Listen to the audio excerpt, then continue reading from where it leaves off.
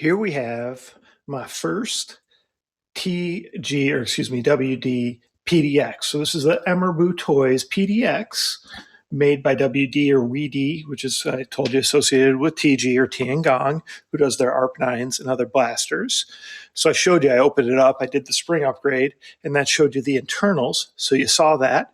And then I wanted to do some cool things to dress it up. So I made a cool custom kit here kind of to dress it up. I wanted to keep it CQB style.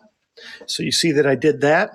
Wanted to switch up the stock so that you have a buffer tube and then you can make whatever, use whatever buffer tube stock you want. So we did that as well.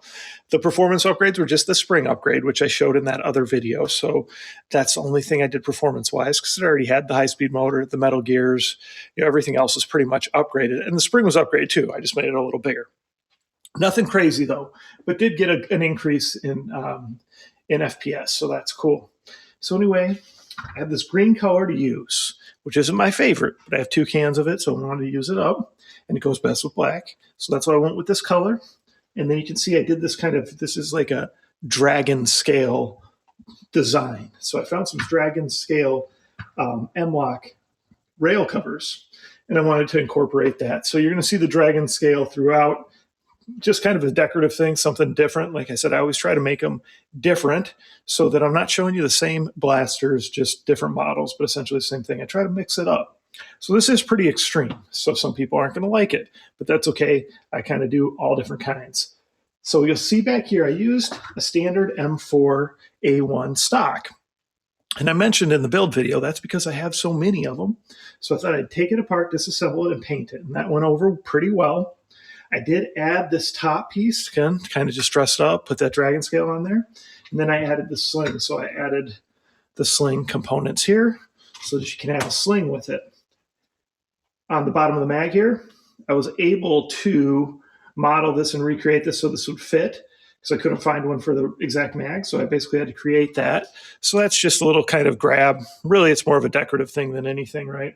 Kind of tie the colors back in. Found this grip. I had to obviously modify it quite a bit, use it a little different, and then I made it so it lined up kind of perfect with the actual blaster where it comes to touch the receiver. So just a nice kind of hand grip there on the bottom of the handguard. Up here we did a big long rail, but to save kind of print time, I thought let's try to do kind of these basically like 3 towers. The rail connects over the top. And then we've got just an optic that I dressed up a little bit to match. And we got the canted sights on the rail. And again, I just thought that design of those sights kind of goes with that dragon scale. So I'm just going to call this my PDX CQB dragon scale. But I definitely like how it turned out. I think it looks really cool. Let me know what you guys think about it.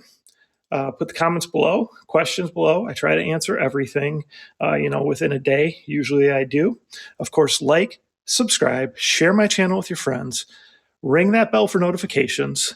And that way, anytime I post a video, you're going to get a notification and you'll know when the monthly giveaways are going on and win over $200 in blasters and accessories every month in my YouTube contests.